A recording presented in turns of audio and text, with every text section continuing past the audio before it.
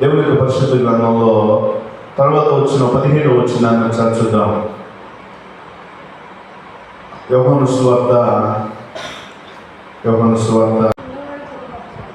ఇది పెద్ద టాస్క్ సంఘంలో.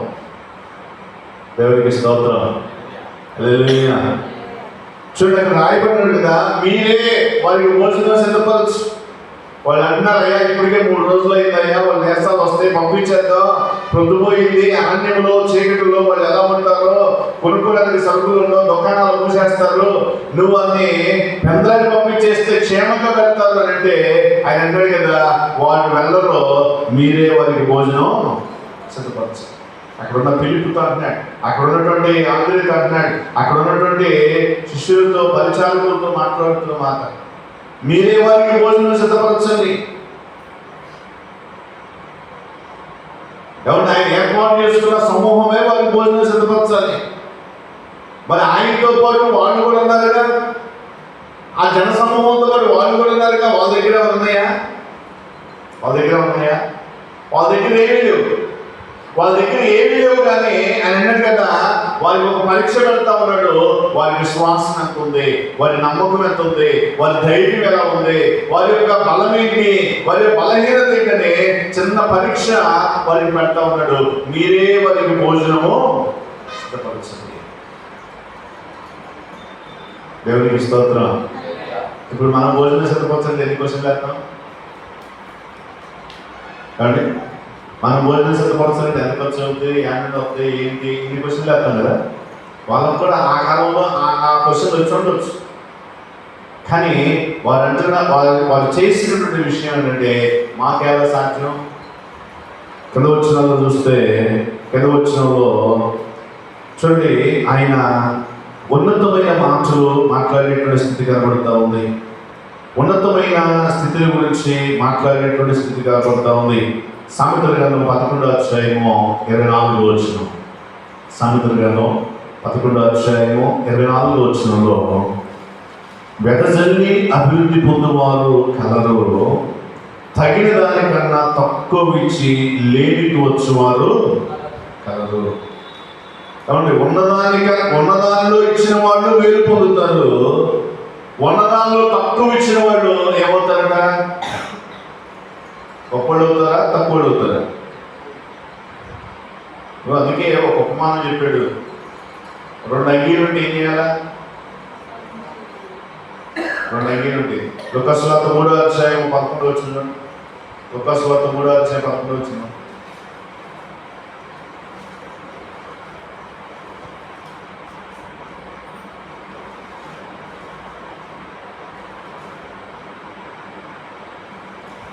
దేవునికి స్తోత్రం. అతడు లూకాసు వార్త 3వ అధ్యాయం 11వ వచనం. అతడు 2 అంగీలు కలవాడు ఏమీ లేని వానికి ఇవ్వలను, ఆహారం గలవాడును అలాగే చేయవలనని ఏం చేస్తున్నాడంటే, అలాగే చేయవలనని వారితో చెప్పాను. తన శిష్యులతో చెప్పిన మాట అండి అది. అక్కడ ఉన్న సమూహంతో ఆయన అంటున్నాడు కదా, అయ్యా వారైతే వెళ్ళరు, మీరే వారికి భోజనం. మరి ఈ దగ్గర ఉన్నాయా? వీళ్ళు కూడా వాళ్ళతో పాటు 3 రోజులు ఉన్నారుగా. వీళ్ళు కూడా ఎనమాలు ఏమన్నా చేపలు, ఎనమాలు ఏమన్నా రొట్టెలు తీసుకుని వెళ్ళారా? డబ్బులు ఎత్తుకుని ఏమన్నా వెళ్ళారా? యేసుక్రీస్తు వారు ఎలా వెళ్ళారో వీళ్ళు కూడా అలాగే వెళ్ళారు కదా. మరి ఏ దగ్గర ఎక్కడే ఆయన తెలియదా?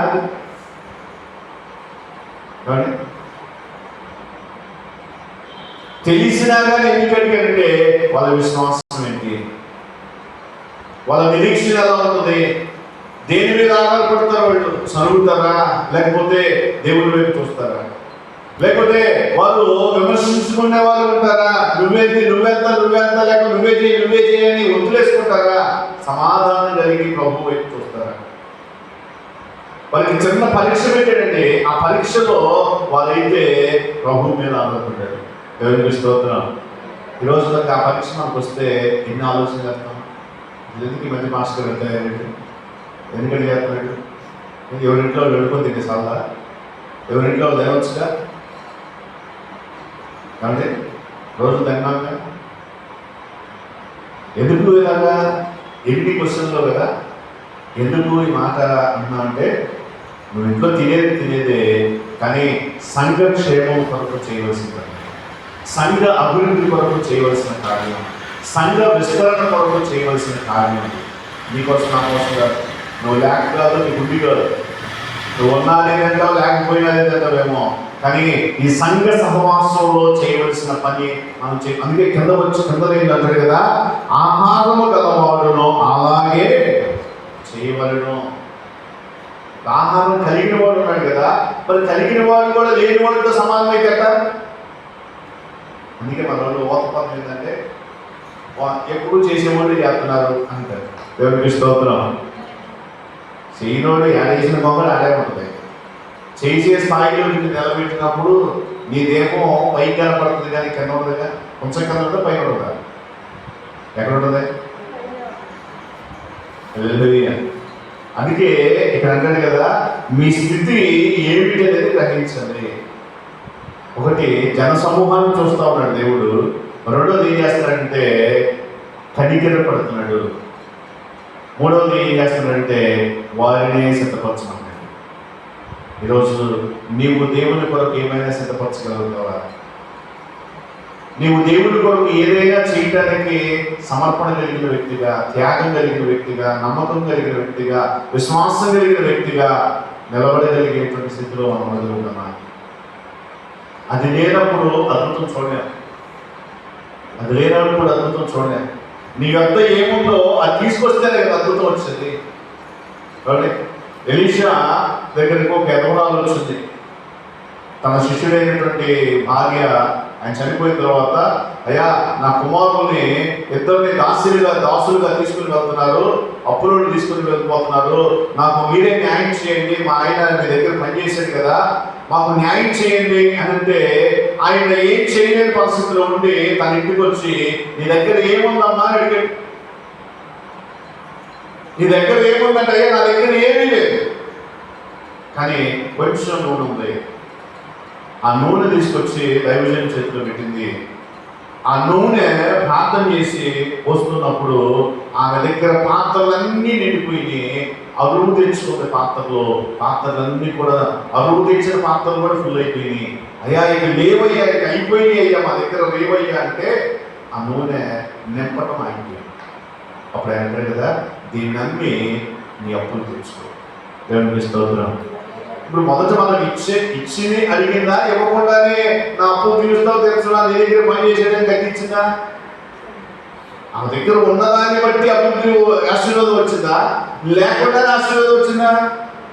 మన దగ్గర ఏదైతే ఉందో, మన దగ్గర ఏ సామర్థ్యం అయితే ఉందో, మన దగ్గర ఏ యొక్క ఆధిక్యత అయితే ఉందో, దాన్ని ఆ తలాంతులు మనం బయట పెట్టాలి. అందుకే అంగీలు ఉన్నాయా, రెండుంటూ ఒకటి ఇచ్చేయి. ఆహారం ఉందా, ఆహారం లేని వాడికి ఇచ్చేయి. వస్త్రం ఉన్నాయా, వస్త్రం లేని వాడికి ఇచ్చేయి. దుప్పటి ఉందా, దుప్పటి లేని వాడికి ఇచ్చేయి. నీ దగ్గర ఏది ఉందో దాన్ని లేని వాడికి ఇవ్వడానికి సిద్ధపడి కనిపిస్తూ ఉన్నాను. అందుకే నేను కమిటీ మీటింగ్లో కమిటీ వాళ్ళకి కిరీటం పెట్టాను.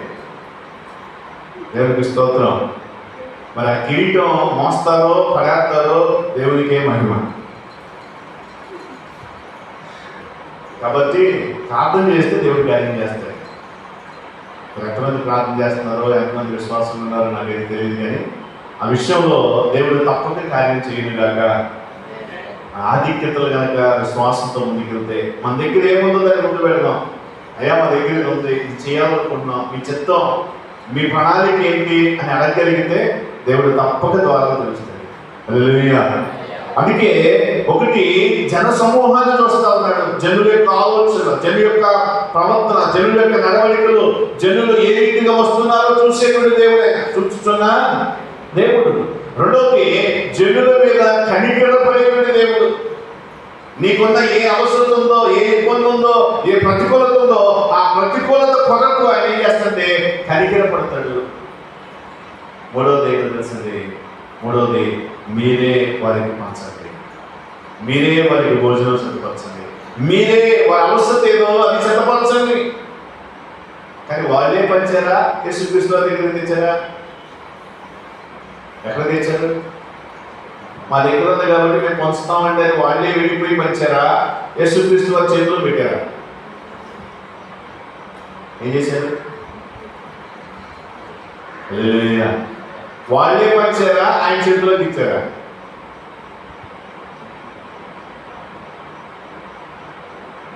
వాళ్ళు మనసులో ఆయన చేతిలోకి వచ్చిన తర్వాత కదా రాష్ట్రంలోకి వచ్చింది. 9 వచ్చిన తర్వాత 19 వచ్చింది.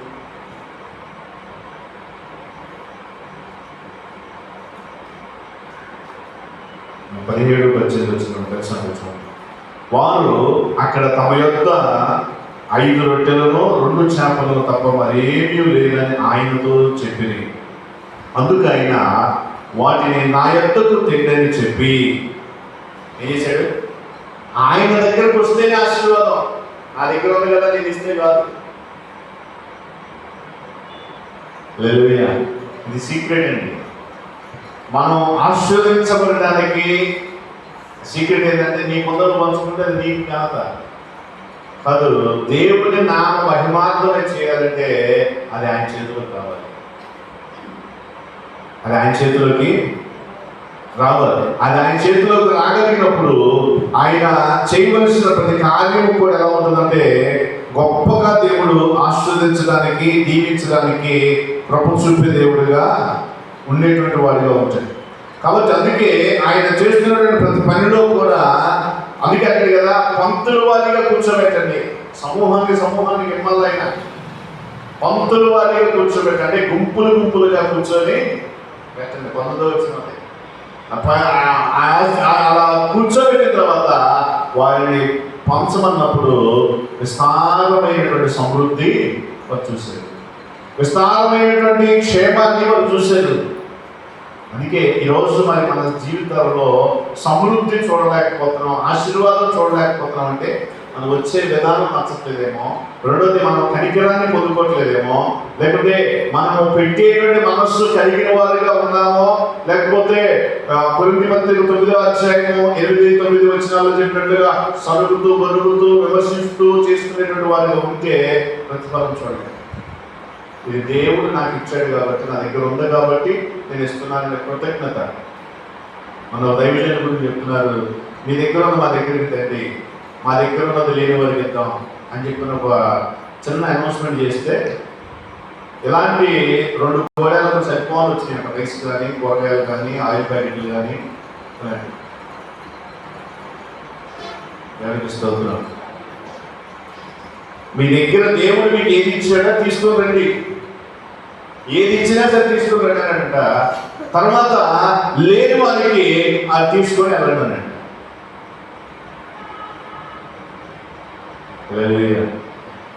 మనకి ఏమి ఇచ్చాడంట దేవుడు? మనం ఆయన వద్దకు తీసుకురావడానికి ఎవరు ఇచ్చాడా? ఏమీ లేదా? మనం ఆయన వద్దకు తీసుకురావడానికి ఏమి ఇవ్వలేదా? అది మీ మనస్సాక్షికి ప్రార్థన చేయడం, నాకేమి ఇచ్చావయ్యా, నాకేమి ఇచ్చావు? లేని వాళ్ళు తీసుకొని వెళ్ళండి. అందుకే ఆయన చేతిలో పెట్టడానికి మనకు కలిగింది మనం తీసుకెళ్ళగలుగుతామా? ఆయన కలిగింది ఆయన సన్నిధిలో తీసుకురాగలిగితే, ఆయన చేతిలో పెట్టగలిగితే అది ఆశీర్వాదంగా మార్చబడుతుంది. అది ఆశీర్వాదంగా మార్చబడుతుంది. ఆ ఆశీర్వాదం అది కంటికి కనబడదు, చెవికి కనబడదు. అది అద్భుత రీతిగా మార్చబడుతుంది. రేపు అద్భుతం చూడాలంటే ఈరోజే ఏం చేయాలి? సిద్ధపడాలి. ఇవాళ వచ్చి నాకు ఇప్పుడే జరగాలి ప్రభు అంటే జరగదు. రేపు ఇవాళ అద్భుతం చూడాలి, రేపు అద్భుతం చూడాలంటే ఈరోజు సిద్ధపాటు కలిగి ఉండాలి. భూమిలో ఇద్దరు వేయగానే మొక్క వచ్చిందా? ఇదన్నీ మొక్కలు వేసుకొని విత్తనాలు వేసుకొని వెళ్తే ఏమండి ఇటు వెళ్ళిపోతా ఉన్నా, ఈ దగ్గరికి వచ్చేలోపు ఈ దగ్గర మొక్కలు రావాలిగా.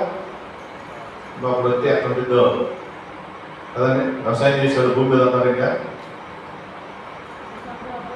నాటుకుంటూ వెళ్తున్నారు విత్తనాలు.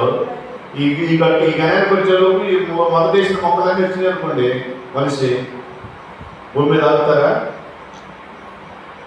ఏముండదు.